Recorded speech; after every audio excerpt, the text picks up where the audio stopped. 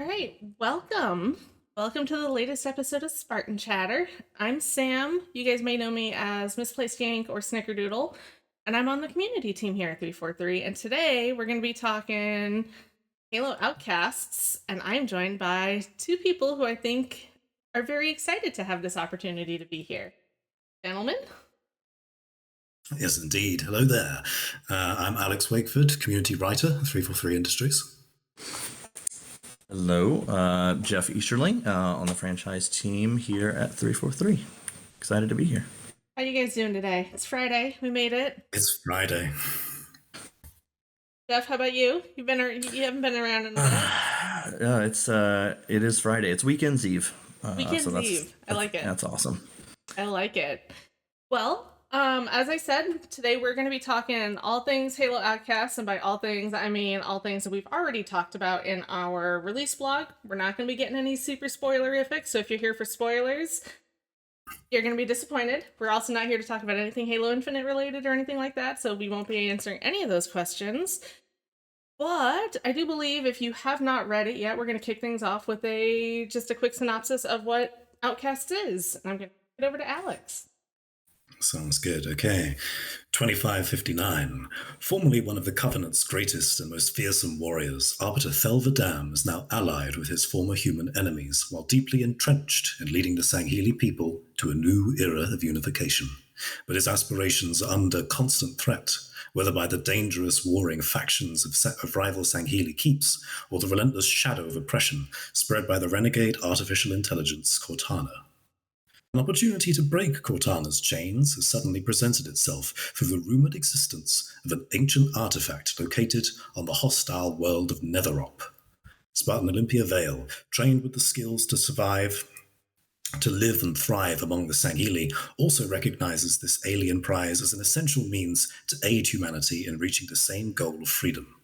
But behind the scenes, both Vadam and Vale are being manipulated by a mysterious figure with their own agenda. And to make matters worse, all involved are unknowingly placing themselves at perilous odds with forces beyond their comprehension. Okay, now go ahead and read the rest of the book. We got Scott Prick to do that. That's actually funny.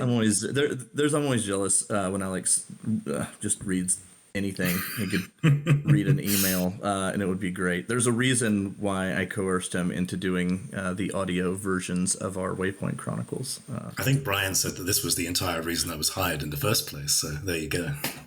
Yeah, hey, as reasons go, it's not bad. So Alex is going to read the phone book next, right? They don't make those anymore. Never mind. Not in the 26th century, certainly. So, phone books, those are paper step stools. Booster seats, thank you very much. Yeah. So that is like, for anybody joining, that is what is on the back of the Halo Outcast book. So that's the quick synopsis of it. But yeah, so Halo Outcasts. Who wants to start? Where do you guys want to start with that? Oh man, I don't know. Where do you begin? Okay, well, here, I have a question. Yeah. I have a question. Like, how did we? I mean, so they obviously talk about Vale, right? Like, all right, how did she get here? Where did Vale, like, how did we get to this point with her? Right? Where did she come from? So Vale's obviously a character that we were introduced to in the games, of course, in Halo 5 Guardians, but we originally met her in the Hunters in the Dark novel, which was set before she was a Spartan.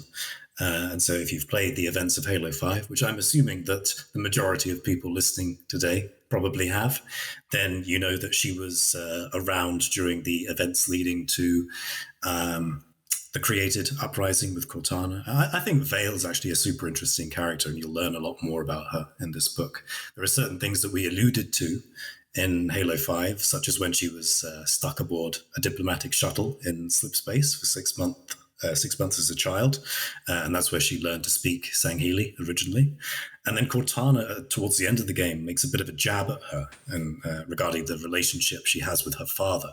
And Troy certainly had some compelling ideas around those things. Sam, I know you're a big fan of that particular element as well, because it's got some deep lore connections. There's some deep cuts, man. I like them. I appreciated them very much. I don't want to spoil that though, because that might be kind of fun. It's honestly, it's one of the amazing things about working with our partner authors, folks like Troy, folks like Kelly, and certainly others that are also just huge fans of the universe and kind of live and breathe it like a lot of us do. And you can just always tell, like during the creative processes, we're kind of all going back and forth on things.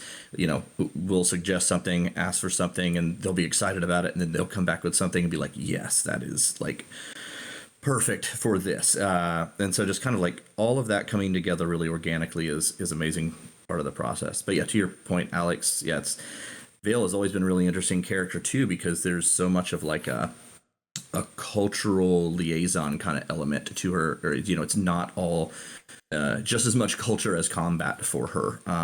And being a big Sangheili fan myself, I appreciate anybody who appreciates them. So Vale's a good one. I think as well, she feels such a sense of like responsibility in this book. I think she's very young for a Spartan. She's only 23, 24 years old, and she's been at the center of this like massive shift to the axis of power in the galaxy with the created. And I think that there's a degree to which she feels like she's got to be the one to kind of make this right. And she's been separated, obviously, from Fire Team Osiris. The team has kind of, gone in different directions. And maybe there was some personalities on that team that could keep her more centered. This leadership position almost with the Sangheili, and she's operating with some UNSC forces that maybe are even more experienced than she is. And that creates quite a unique dynamic that I think Troy really tapped into. Yeah. I think overall, like, her growth through the book is pretty cool too. So cool. So that kind of covers like the backstory of like where we went, like where we started, and how we got here, right? Do you guys want to dive into like the chapter 1 preview and just kind of go over a little bit of that? Yeah, why not? Of course, the chapter previews that we released were chapter 1, chapter 2, and chapter 5. So chapter 1 starts us off on Sanghelios itself with the Arbiter. There are, of course, some familiar faces for those who have read it and have played Halo 3, of course, with Utse Tarham and Enthos Freyon. So, and what if you haven't? We should talk about that. Who are those? Who are those guys, Alex? Who are they? So if you played Halo 3 co-op with your friends, of course you could play up to 4 players, you wouldn't just be 4 chiefs, you would be alternate characters. So you would be the Arbiter if you would play 2, and then players 3 and 4 were these additional cool co-op elites that Bungie just sort of like, they dropped some very interesting paragraphs of lore for back in the day, and we have been able to expand on some of that lore in various interesting ways in a couple of our other books, like Hunters in the Dark, for example, with those characters. And they show up again in the opening chapter of Outcasts.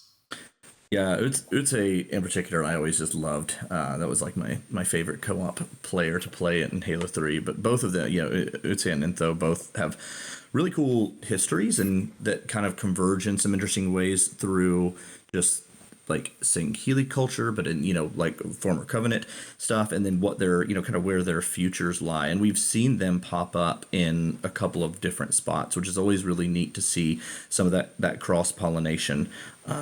You mentioned Hunters in the Dark, and even when we were doing like the encyclopedia, like having, being able to visualize them kind of like in an updated fashion is always really cool, because it's neat to see the evolutions that individual characters go through as they journey through the universe as well. Indeed. And when we catch up to them here, they've had this meeting with the High Kydons, as the Arbiter has, he's trying to expand on his great project right now, right, which is forming a united concert of worlds, as he calls it, an interspecies alliance, because the Cortana is this threat in the galaxy right now, and he believes that nothing short of unifying everyone against her is going to be able to overthrow this problem that the galaxy is facing. I mean, Cortana's been kind of causing havoc, right? She's been a bit naughty, yes. I mean, the Doi sacking happened about 3 days ago, I think, when this book picks up. Did you just say the Doi sacking? The doi sacking. I think that's what we always call it, right? Yeah, it's, can't say Official necessarily how canon official term. certain terms are. Doi Oh, It is sack. now. she's not bad. She's just misunderstood. I don't know if I'd buy that. Are you sure about that? So yeah, I mean, this is why, if your home planet's gone, you're probably a little upset at everybody everybody else, right? So maybe you can understand why Atriox is a little upset at everybody. Indeed, and for the Arbiter, it's certainly a galvanizing factor, right? Which is, if she's willing to start blowing up whole planets, then we really need to do something about this. Sorry, somebody in chat just said, I'm gonna buy tickets to the doi sacking. Sounds like we've got some created AIs in the chat. It sounds like a festival that Craig's band plays at. That's the new venue. Yeah, oh sorry. my gosh. So my brain just went blank now because all I can think of is like a festival with a bunch of Craig playing. Oh my gosh. So we talked about a little bit. The Arbiter is trying to like rally everybody together because his planet, much like others, is currently being occupied, right? Indeed, yes. Him and his mates get pulled over by the created armigers that are deployed on Sanghelios, and they inform him that some attack has taken place on one of the nearby tenement islands, which had nothing to do with, funnily enough, the Arbiter and anyone else, but these occupying forces don't really care, and they start confiscating their weapons, which, for a Sangheli is not something that they're very enthusiastic about. Yeah, no, they're not a fan. Actually, kind of like envisioning that was interesting too, because it's like when we talk about like, it's one thing to I think talk about the overarching threat of the created as just kind of like an ideal, but to see the ground side, like actual tangible effect of what that might look like, and see kind of like, the extent of the power and reach, both in, oh man, this is like a realistic threat, but then also thinking about like, yeah, but every threat has limits, and what are the limits of this? How Cortana's really smart. Cortana knows how to kind of like, how can I strategically manifest like where I kind of push the thumb down, and this book actually is has several different kind of instances of pulling the curtain back on that strategy and approach a little bit. Indeed. Somebody said get pulled over. Yeah, just imagine the Arbiter getting pulled over for a traffic violation. That's pretty good. So we go from the Arbiter getting pulled over and everything like that, and then we go to chapter 2, which actually introduces one of my favorite characters in the book, I think, which is the Oath Warden. Right? Sam, would you like to have a go at pronouncing his name? Absolutely not. It's even in my notes that says I dibs on not pronouncing his name. I leave that to you two. I saw that note and I thought, you know what? I think she should do it. Absolutely not. I mean, I'm sure the first one is Cray. That's about all I know, but I don't know how to pronounce the rest of it. Yes, Cray Yomu is the new character that we meet at the start of this book in chapter 2, and he holds the title of Oath Warden, and this is a new element of Sangheli society that's introduced in this book. And if you've seen the cover of Outcasts, he's the guy that's like creeping up on people on the left, right? Yeah, it was funny to see all the speculation over the last year as to who that character was, because obviously we revealed that cover a while back, and it was everything from Nazat to a brand new character, and obviously people who guessed that were quite right. It's the Oath Warden. And the Oath Warden is an interesting like kind of addition to Sangheli culture, and actually would seem to be probably, it's easy to see why it might start to rise in a little more prominence in the current kind of state of the galaxy and state of Sanghelios, because like they have an interesting relationship with the rest of Sangheli society. Like they're considered largely like without honor by the rest of Sangheli, but in actuality they actually hold even more strictly in many ways to their own code of honor. But that code kind of tends to be, at odds with maybe the normal way of doing things, how things are acceptable to be done. But they're essentially kind of like Sangheili bounty hunters, but just with a very specific way about doing things and loyalty to who's kind of paying the bills for them. It's kind of like if lawyers were bounty hunters in a way, right? They're not assassins, but these are warriors who sell their services to enforce broken agreements and contracts. They're lawyers, lawyers. Yeah. That's even harder to say. Jeez, it is. Let's not. And I mean, they're not picky about who they work. Like they'll just like you give them enough money or whatever, they work, right? Indeed, and they will use any means necessary to do what they've got to do, and that is obviously what makes them unpopular amongst the Sangheili, because they will use methods which are considered dishonorable. And what's interesting as well, I think, to what you were saying, Jeff, is that I think we've seen over the years that the concept of honor itself, which is a central aspect of how the Sangheili operate, they're very liberal about how you can interpret that word to kind of mean whatever you really want it to mean. I'd say they're very mercenary in their approach to everything. Indeed. And there's a really great line, I think, that the Arbiter has where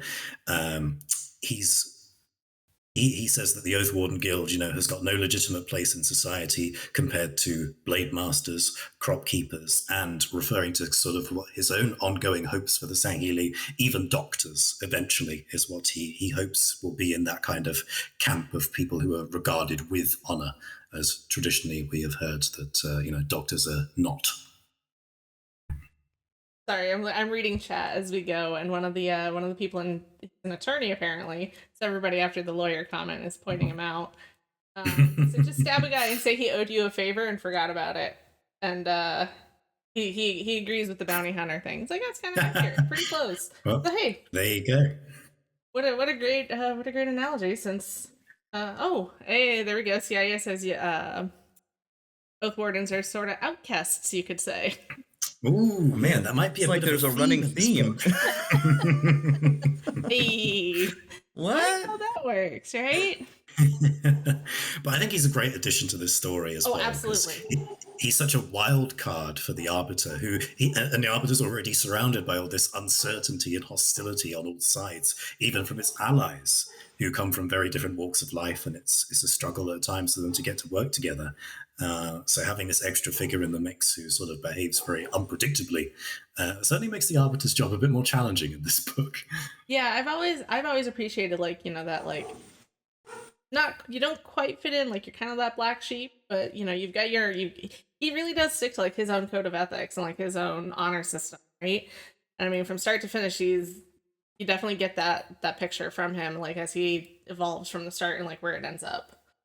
What's interesting too is that Thel himself has gone through a similar journey. Like he was renowned, he fit exactly in. He was like at one point living the almost like the dream from a Sangheili perspective, like in charge of all of these things at the height of the Empire's power and like leading the charge in the Empire's greatest moment, and then actually kind of falls and takes on a role. When he takes on the Arbiter, like that is another role that had been changed to be one of almost like an outsidership, one that was looked upon with disdain, even though the role that was performed was actually one like ultimately in betterment for a greater good, which is how like that's how Oath Wardens see themselves in a way, which is just a really interesting kind of like underlying parallel.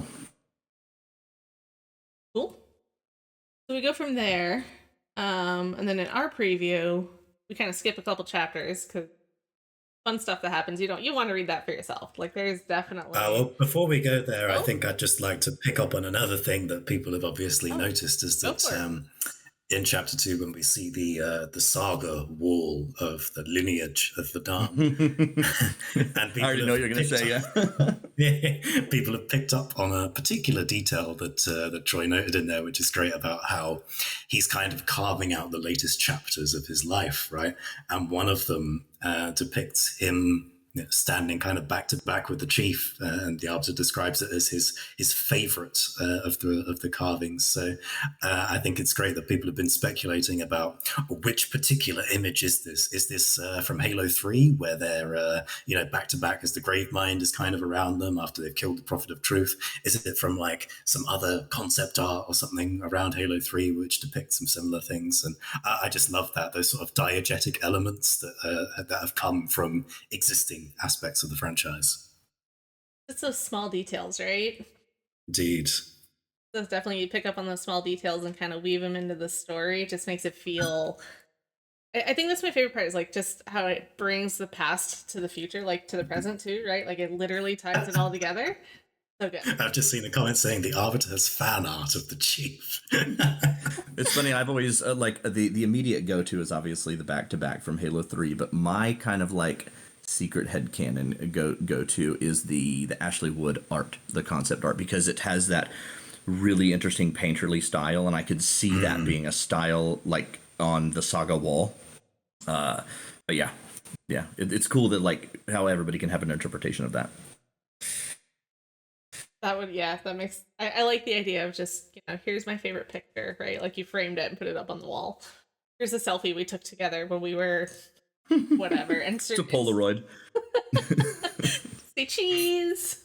I think as well it's an interesting kind of commentary on the difference in how the Arbiter and the Master Chief maybe perceive their kind of friendship, right? The Master Chief arrived into the Arbiter's life and just kind of messed everything up for him one day, and it turned out that that was for the better. So I think that the Arbiter's like, he thinks of the Chief in a very different way to maybe how the Chief potentially thinks of him, because I don't think we've explored that too much. Well, apparently they need to go play mini golf. Can you imagine? A nice sort of friendship bonding activity. That would be actually kind of funny to see, just like what mini golf on the glasslands of Reach. Your ball just keeps rolling forever. Keeps going and going. Oh man, that would be absolutely crazy. So, but let's go ahead and jump ahead to chapter 5, because I think this one has a bunch of like really like setting the story for like the kind of like the rest of the book, right? There's a lot of like foundation stuff that happens here. So we jump ahead, and one of Vale's old school friends shows up, right? She somehow tracks her down, and she doesn't really quite knock on the door, but pretty close, and says, "Hey, help me out. Like, go on an adventure," right? Yes, indeed. So the rumors of a guardian killing weapon, which is a central element to this story, is something that Keely Iyuska, who is the name of the character, she comes to Vale with. And that leads them on a journey where they need to recruit an expert on the planet where this weapon allegedly is, and that planet is Netherop. We have seen Netherop before in Halo Oblivion, which released in 2019. It was also written by Troy Denning. And to preface this, of course, you do not need to have read Halo Oblivion to know what is going on in Outcasts. This is a standalone story. But if you have read it, then you know a little bit more about some of the more kind of first-hand accounts of what happened to some of the characters in there. But because obviously neither the Arbiter nor Vale were there for that story, they learn about what happens alongside the reader. So that was kind of the way in which you can kind of, if you've not read Oblivion, you get caught up on all that information quite easily and quite simply. So they wind up, so Keely's like, "Hey, let's go on an adventure, but we need a guide," right? Yes. So they head from St. Helios, they head to Gao. And what, like, yes. Do one of you guys want to pick up what happens there? I think this is where you get some of those ties back to Oblivion. Yeah, it's an interesting one, because it's not even just ties to Oblivion, because in some ways it's ties to some of Troy's other books. It's I always love that Troy kind of is able to weave a interesting little side web for folks that might be fans even of his or his stories. Like it's its own reward to kind of follow along with the tales that he kind of helps weave in the universe, because there's some really cool, interesting interesting elements about Gao, which is more of kind of like an independent colony. They have their kind of own way of doing things, and would seem to make an ideal spot to kind of make your own life, as some of the castaways did from Netherop. And it's interesting to see the kind of what draws individual characters back to, like, almost like there's kind of like a gravity well of purpose that will draw characters to different places and scenarios, and to see kind of what threads start to connect a lot of different individuals across faction lines and really across decades of the story. And to provide some context as well, these cast-offs were the children, the descendants of pirates who were marooned on the planet at this point a very long time ago, right? So when Halo Oblivion takes place, that's in 2526, which is within the first year of the Covenant War, where Outcasts picks up. We are now 33 years ahead of that in 2559. And so these cast-offs discovered various ancient ruins on the planet, networks of cities and tunnels and strange technology that runs on coal power. And they've got these spider-like runner machines with microwave beam weapons. That might be some elements that we come back to again in this book, but in that story, the Master Chief promises to get them off the planet, and they succeed. However, they escape the planet with Blue Team by sabotaging one of the runner machines, which is carrying Lieutenant Commander Amelia Petrov and some other UNSC personnel. So their freedom came at the expense of leaving some other people behind as well. So it was very interesting in this story to come back to Roselle, or Rosa Fuertes, as she is known now in Outcasts, who was obviously there on Netherop when that happened, and maybe she's got some unresolved business, some guilt that is going to take her back to that planet and put her on a bit of an interesting journey there. Yeah, because Keeley and Vale show up, and they show up at the settlement, and they're like, "Hey, we're here on Gal, but we need to go to Netherop, and we need a guide. Is there anybody that volunteers?" And when they first meet Rosa, she's older and she's sick, and they're like, "Are you really the best one?" But she kind of like bullies her way into going, right? More or less. I mean, Vale very much strong arms her way through all the through the minions to get to her objective there. Yeah, but she's like, "Hey, I want to go back, so I'm your guide. I'm your person. Let's go," right? Yes, and because obviously Rosa has had a whole family emerge in those 3 decades that she's been living her life on Gao now, and as she's kind of reaching the end of her life, because as Troy specified, she's got this brain-eating prion disease, which is a rather horrifying thing to contemplate. It seems like she might be heading towards the end of her life. And so she's kind of going back to this horrible place where she first was raised. This is a total detour, but I like that you say prion, because I would have said that, like, I think I pronounce it prion. Ah. I don't know. I'll have to listen to the audiobook and see how Scott says it. Yeah, I mean, I guess that would be, he would know better than me, but when I read it, I would think prion. So, and that's just like a prion thing. That's a protein illness, and like they happen in real life too. Like those aren't just created just for the book, if you didn't know. But yeah, so Rose is trying to go back. Probably know why at this point. I can't remember. I lean on you guys. Not at this point.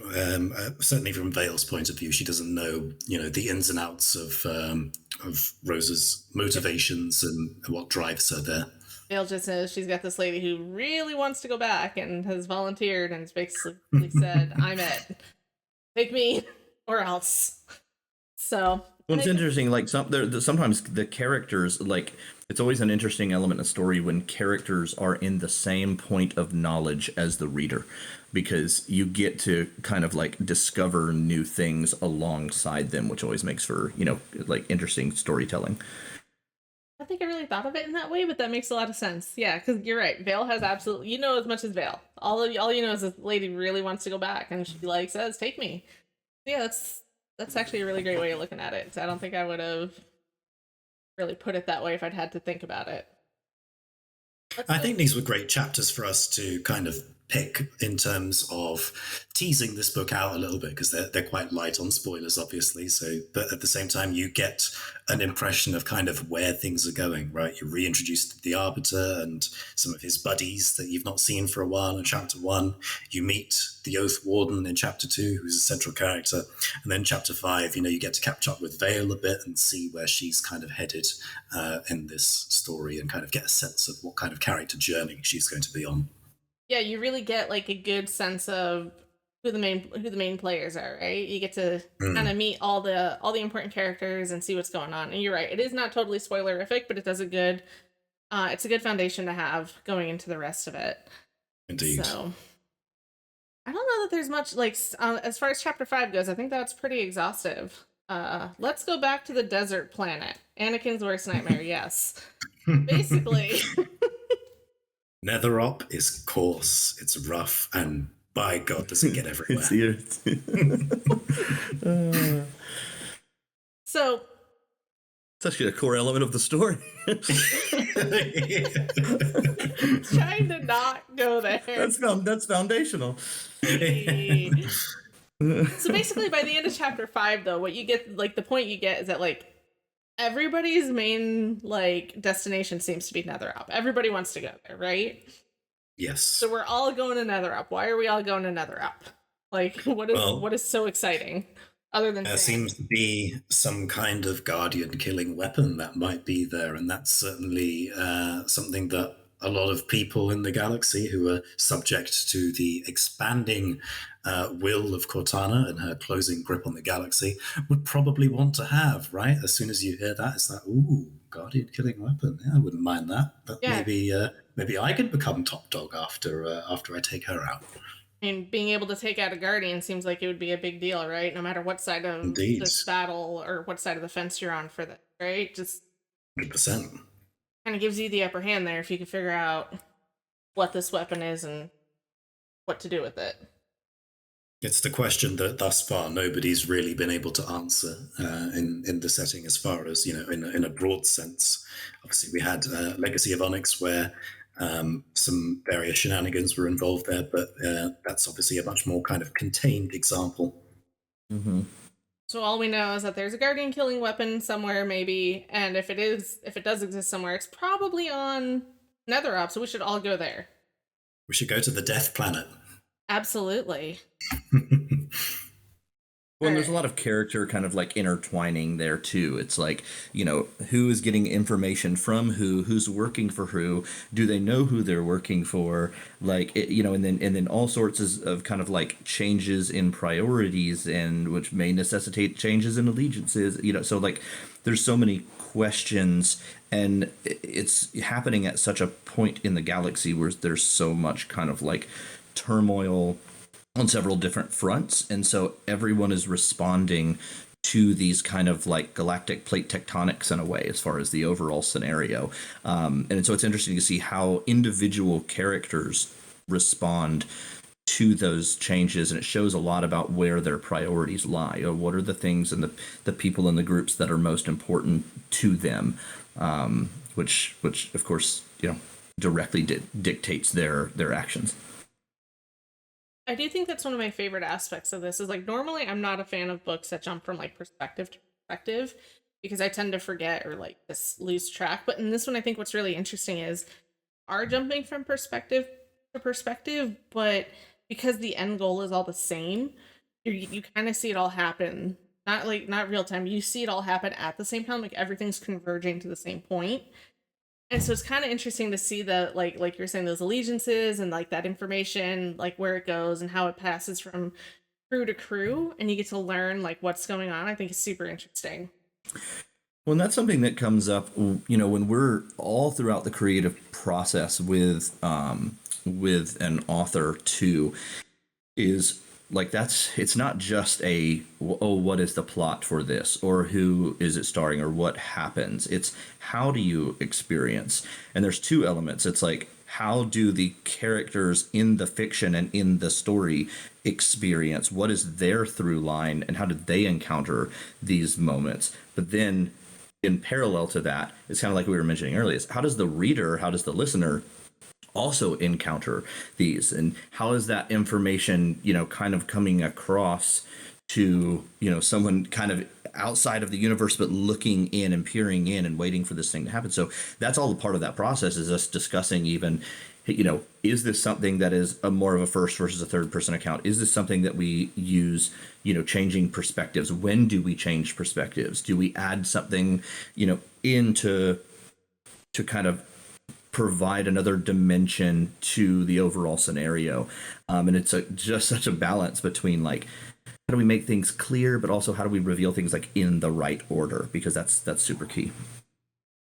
It's funny you say that, because I think the earliest thing that we reveal is right at the end of the book, right, Jeff? Just to tease an element of that in there. Yeah, that's true. I'm just glad I don't have to help make those decisions, because it would be an absolute I like reading the finished product. Well, and what's interesting is that, that this is the first Arbiter-centric book we've really had since the Cole Protocol in 2008. Yep. And I think there's a tremendous well of expectations that comes with that, Oh, yeah. Obviously, the Cole Protocol was set at a very different time in the timeline, during the Covenant War, quite early in the Covenant War at that. So we have seen the Arbiter go through a whole character journey since that point, and we're arriving now at sort of the latest point. We've seen him picking up, in real time years, well over a decade, well, about 15 years since that book came out. So that was certainly something that we were very aware of while we were in the process of, editing and ideating with Troy on various elements of the story. Yeah, for sure. I think one of the things that, like, when you take a character like Arbiter, it would have been very easy to, like, make him feel super unapproachable and just, like, aloof, right? But reading this book, you definitely get that sense of he feels that sense of responsibility, and, like, he's trying to do what he thinks is best. But then also when he does interact with Vale, you definitely get that idea of, like, work together, we respect each other, we have, like, this tenuous little friendship, because I mean, she lives and works on St. Helios, right? So I think that, like, that relationship is super interesting to watch, and, like, just how he interacts even with the Oath Warden, or how he interacts with the other characters in the book. It makes him feel kind of approachable, which isn't something I would have thought of for a guy who's supposed to be in charge of his entire species, right? Well, and it's relatable because, like, every individual still has their own kind of, like, their own priorities and allegiances and the things that they desire to see happen, and those they want to protect, and so, like, being able to have have Thel's actions kind of be reflective of what those core priorities are is an interesting journey to us to watch, kind of him go on as well. Yeah, I can see that. I just like the character, like, I thought the character interaction and just the growth that you see is super interesting. I appreciate that from, like, it's Halo books can sometimes for me be a struggle, because they can be like, there's a lot, but in this one I definitely didn't get that sense. Like, I was super invested from the start. Which is funny, because I think there's definitely a lot in this book. But it's, I don't know why, but there's something about this one that I just thought was, like, easy to follow, right, for the most part. So I was like, I enjoyed this. I think it's that perspective thing, as you mentioned, actually, Sam, is like you're seeing the same thing from many different points of view throughout this story. And with every kind of perspective shift, you kind of get a different lens through which you're seeing the same thing. And you understand it a little bit more in a little bit of a different way, if that makes sense. I think that might be it, because it definitely keeps it from getting too stale or boring, right? Because you're like, oh, this is how Vale's experiencing Netherop. Let's go check in on Arbiter and see how he and the Oath Warden are getting along right now, right? And so it's like, it keeps it moving, and it keeps it interesting, and it keeps it, I think, kind of fun.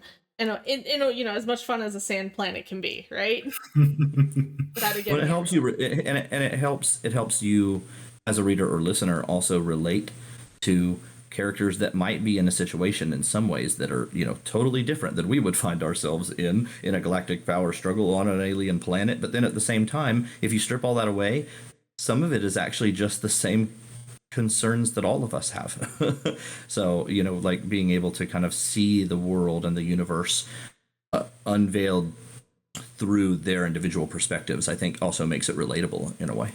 Unveil, you say? Oh, man. I knew it too. As soon as I said it, I was like, oh, no. Somebody in chat made that joke already, so it's okay. Jeff is just copying chat. That's right. There it is. Yeah. A good thing about the book is that it's a standalone. Yeah, it is, as we've kind of mentioned it a couple times. You could definitely there is definitely some backstory you could read to like be more up to speed on it, but it's definitely by no means a must. You can definitely pick it up and read it and totally have like come out of it with the same understanding, right? Like, indeed. I mean, this is book 36, which is on the one hand incredible, on the other hand quite daunting as well, when you've got so much kind of fiction going back over 2 decades, well over 2 decades at this point.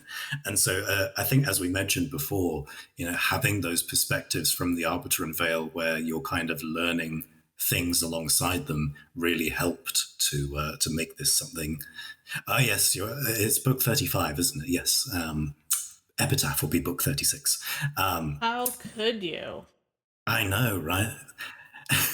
It's because I was putting together that blog image. Right? I was just gonna say, I know exactly where that came from. Yes.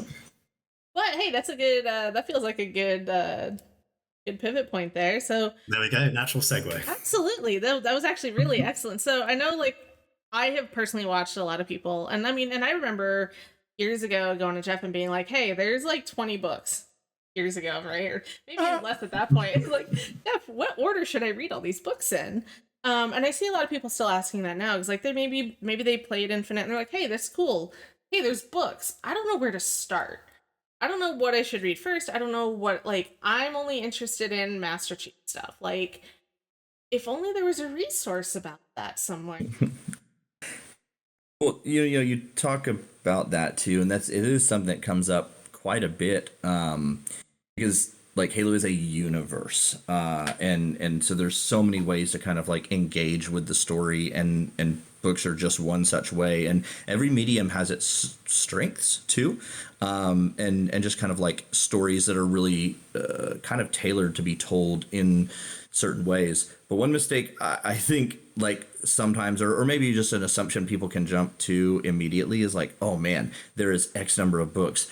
Oh, I have to read all of these books, or like I'll never be able to get through all of these. And that's definitely like not the case. In fact, I always recommend, like, let's start with like, what are the things about the universe you just already like, and start by indexing on those kinds of things. Do you like more of the kind of like Spartan story type stuff, or boots on the ground, more military fiction? Do you like more of the ancient alien mysteries? Do you like more, more political style dramas, or or spacefaring scavenger squads like Firefly-esque, things like that? Because there are stories kind of for each of those, and it's one of the things we did with our partners, Simon and Schuster, our book publishing partners, is kind of a reorder of. I think a couple years ago we did a reordering of kind of like all of the list of books in the novels. To kind of show like, hey, here are kind of like the groups that are best, so that you can look and be like, oh, 30-something books, that's daunting. But 2 books in this series, or 3 books like that I can do. Or which ones are standalone, which ones are part of something different. And so, kind of leading to, we just today, we put out, an official kind of Halo book guide that has... Essentially, it expands upon that list that you would find in the inside cover of one of the novels, and it showcases all of the novels that are out, including up to Epitaph, which is still to be released, but kind of says, hey, here are the story arcs that this takes place in. Here's a quick synopsis. Here are places to go and get it if you're interested. Definitely. a really, really cool resource, or we hope it is a cool resource for everybody out there. I guess time will tell, but If it helps yeah, one person, I'm happy. I totally agree. Absolutely worth it. Yeah. I mean, I think looking back, as you know, I think back to when I asked you, what is the recommended order or whatever. I think this would have been way more helpful because I could have. Yeah. This is a really great way to get your feet wet with the Halo universe. Of like, hey, I played Halo 5, and there was this blue team. I want to know more about them, right? So let me go find those books. Like, hey, cool. I heard about this Arbiter guy. Where can I read more about him? Right. So I think it's a super awesome way to like just break it down in more manageable chunks. Definitely way more readable. So I'm excited, and I know Alex was excited to help put it together. And by that I mean put the whole thing together in about 4 minutes. I turned around and it was already done. That's what it seems like. Yeah. As soon as the idea was suggested, I was like, done. I was like, hey, do you need links or anything? He's like, no, I already got it all. I was like, we just ended the meeting 4 minutes ago. What do you mean? But I think it turned out really awesome. There's a lot of, if you're a visual person, you can definitely see the covers. You can see all that. There are links to purchase all of the books that are in there if you want to like get them from your local retailer, or you can always check your library too. Library is a great place to get books. If you don't know if you're going to like it or not, start there. That's what I do. I check. Are you telling Halo fans to go to the library? And they tell each other to go touch grass already, so you know, touch the grass on the way to the library or something. I don't know. See, somebody, I found my first Halo books at the library. See, Arbiter said that. Arbiter goes to the library. It's canon now. It was right on my way to go get the index. That was bad, Alex. Like, I know that was what you were angling for the entire time. I just wanted to turn the subtext into text. But hey, since we're talking about all the books, I'm gonna put you guys on the spot. What's your favorite Halo book? You have to pick one. Okay, actually, Epitaph. That doesn't count. That's cheating. That's a good answer, though. But that doesn't count. Man, it's rough. That's real rough because kind of to our earlier point, they cover so many different things. Like, I don't know. I might say Point of Light is a really special one. Okay. It's a good one. Yeah. But yeah, I don't know. Like Cryptum, yeah, I don't know. It would be super. It would be really, really rough. Like, I don't know how. I don't think Cryptum. Yeah, the encyclopedia would maybe. Yeah. I don't think the encyclopedia count. No, you guys, it's cheating. I don't care if it's cheating. Like, how many times when we were reading through that were we like, do you know what? This might actually just be the best Halo. Oh man! So, would you also pick Epitaph though, Jeff, if you could? Oh man, it's I don't want to say too much about it. Well, I will stick to. It's too hard to already just pick stuff that's already out. This is no fun. I know, the worst. As I originally said, in terms of books that are already out, Silentium for me. I think the grand closure one, of right? that great tragedy. Yes, final book of the Forerunner saga, where the Halo array is lit at the very end, and we see the Didax descend into madness, tying in with Halo 4 and various other things. Like, I think Greg Bear did such an incredible job with that book, and you will see echoes of that particular story in Outcasts.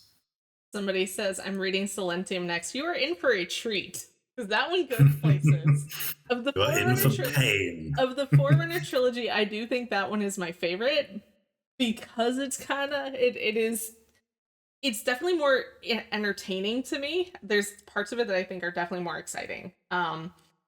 But my favorite, not that you guys asked or anything, is actually Cold Protocol. I can actually pick one. Oh wow! Why Cold Protocol? Actually, I honestly have no idea, but I like the way. I like the author's writing style a lot. Like for me, it just clicks. So like reading through it just made it super easy. And I come from, my dad was in the army and stuff, so like all the military-ish thing, yeah, just kind of clicked with me. And I don't know, I just Have you really have you enjoyed read it. have you read Envoy? I did read Envoy. I also Okay, again cool. that had that same, and I think I even tweeted like I think it was Tobias, right? Read that one. Yes. Mm-hmm. I remember even tweeting him one time after while I was reading it. It was like I think what I appreciated about his style is that it really felt like a conversation. Like the writing didn't feel like it was necessarily grammatically correct as you were writing it, but it definitely just flowed for me in that like conversational way. And I enjoy Grey Team. I like that they're just kind of not talked about too much, so it's kind of there's room for like headcanon a little bit there right now, right? So I just enjoyed it, and I again I could not tell you why, but Cole Protocol has always stuck with me, and it's just like I know it's an oldie at this point. I like that. I like that it's a really unique answer. That's cool. So right now, what does that mean? Well, we got stuff coming out, so I don't know. We got a few more questions. We've got a few more minutes. Do you guys have anything else? And I have not seen too many questions I in would be chat. interested. I would be interested if people post their favorite in chat, Yeah, let's hear or it. I'll even be let's even a top three in no particular order, so that we won't be as mean. Uh, no, I don't know that there's a new Grey Team novel. I'm just saying like of what exists. You know, it's Ghost of Onyx is a good one. I mean, you can't go wrong with that, right? You really can't go wrong with that book in particular. No, Spartans never die. Also a lot of love for Troy Denning and the Fred Sled in Last Light. The Fred Sled is an all timer. I have seen some incredible fan art of that Absolutely. particular scene. Yes. I love that you guys use several authors that have unique writing styles. Yeah, I think that's also kind of what does help me keep going through the books is that it never feels samey, right? If you read a long series by one author by like book 4, sometimes I'm like, I need a break. But these ones you can definitely go around, and there's definitely different styles and different perspectives and just different levels of reading, right? Because like if to get through Cryptum, you gotta. For me, I really gotta put my thinking hat on. But like to get through, Last Light or something, not quite as much. And it's still a good story no matter what. Indeed. I think Kelly and Troy have got such, different styles that it feels so fresh regardless of which book you're reading from them. Yep, super. They feel super approachable as like Indeed. a reader and like somebody. Maybe you're new to the Halo universe, but like they feel super approachable, readable. You can understand what's going on. So, let's see. The favorite books were good. Somebody says Fall of Reach, Blood, First Strike. Those are the only ones they've read so far. I mean, those are great. Those are great options.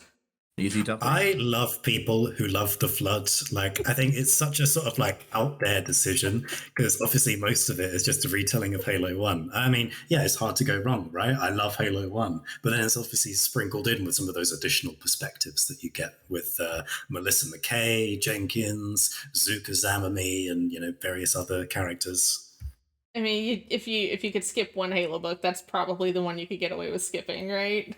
Right. Like And that's why people who love it are so fascinating to me because it's like, you know what? I will not skip this. I will love this book. there's a good question for you guys. And I don't know if you guys can or will answer it, but somebody's asking Probably not. if you could write a book in the Halo universe, what would you write about? Like if you had pie in the sky, is there like a character? It's funny because Jeff and I talk about that often, don't we? Oh, well, then you guys should have an answer ready. That's we should. And we do. But You guys could have I feel totally like- just said. You guys could have totally said something like, "I want to write a book about Arbiter judging a pie eating contest," and that would have been great. But instead, you just hedged. I mean, now that's the answer.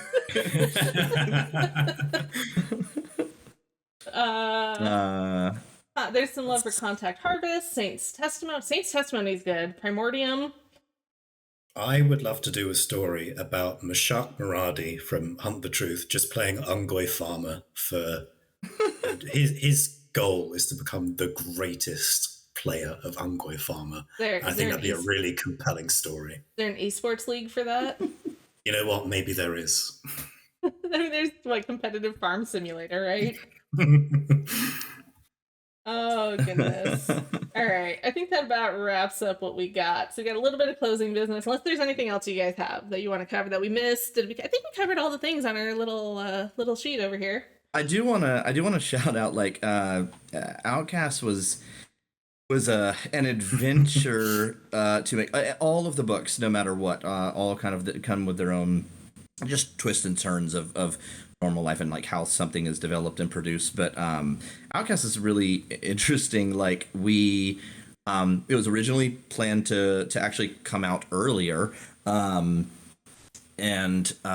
Troy actually just encountered some pretty serious health issues that just long story short ended up necessitating him, like him having to have like open heart surgery and kind of putting things on hold for a while his health was the absolute number one priority. But so like he came back just like an absolute champ. In fact, there is a part of the story that we can't go into right now, just for spoiler wise, but there's actually a part of the story that is kind of directly from a kind of like a dream slash experience he had as he was recovering. And it's really, really interesting. And that's something that I think would be cool to talk about, like later on when people have had a chance to kind of go through it, because when you read it and then actually juxtapose it to that situation, what the author was going through in real life, all of a sudden that section of the book becomes really, really powerful. It was for us, like in keeping, because Troy is a colleague and a good friend, and so like kind of going through that experience and seeing it through Troy's eyes was really, really interesting. I remember when you told us, when it was like it unlocked a whole new level of understanding of that particular part of the book, and we were like, I see what this is all about. Yeah, because I actually got to the same part, and I was like, hey, what's up? and I was like, I get it now. Yeah, it makes so much sense. Yeah, but it's really interesting. But I mean, even the legendary Scott Brick. Shout out to Scott Brick for just being an audiobook reading legend. Like even during like the recording process, like he got in a car accident and sustained some minor injuries and had to kind of power through that and stuff like that. But it's interesting, like that just real life is part of these things being developed as well. So just really shout out to everybody involved, our partners at the publishers, anybody kind of like in the studio who's also a part of this process, just for pushing through, because we love telling these stories. And so it's each one that comes out, like there are stories beneath the stories that make these happen, which is always a really interesting and cool part of the process, is that human element underneath the creativity. Yeah, and this one definitely took a village. I remember we released the cover. You're right, we released the cover a while ago, and it got shelved for a little bit. So very glad to have it out. But yeah, it's just crazy how much between Troy and Scott, like their illnesses and their injuries and stuff. So everybody's on the mend. Everybody's good to go. Yep. All good. Awesome. So let's see. Let's write. What do we got going on next? We've got our Arbiter's Guard yes, armor coating. Of course, we would be remiss not to mention. So, I think part of our sort of philosophy around this was like similar to HCS Twitch drops. When those events happen, it would be really cool, we thought, if we could do something similar for a novel release. So in the game, in Halo Infinite, you can find for 0 credits in the shop the Arbiter's Guard armor coating for all of your armor cores. It's completely free. It's a really pretty like textured undersuit with like hexagons, and it's like a pretty burnished gold, like burnished bronze and gold. Yeah, Swords of Sanghelios aesthetic theme. Indeed. Sorry, I just want to point out, you do have to check in game on the shop, and it might be, I believe it's that front left tile, like bottom left, and if it's not there, it's going to be all the way at the end on the right. And it will be available until August 22nd for 0 credits. So you've got 11 more days to claim it if you haven't already, and you definitely should. Absolutely.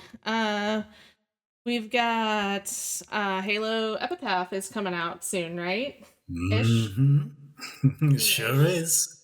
Early 2024. Okay, so sometime early next year. Is that the next book? That's the next book on the docket, right? That is the next book. Yep. It is the story of the Didact following the events of Halo 4 and Halo Escalation, where he was subject to the Composer after facing the Master Chief and Blue Team on Gamma Halo, and it tells the next stage of his story, which I think people are going to be very excited about. And I mean, the just cover. to say that we're excited about is It's an understatement. an understatement. I mean, and the Vast cover is like the understatement. Palpatine looking one, right? With the hood, right? Am I allowed to say that? I don't know anymore. Oh well, too late now.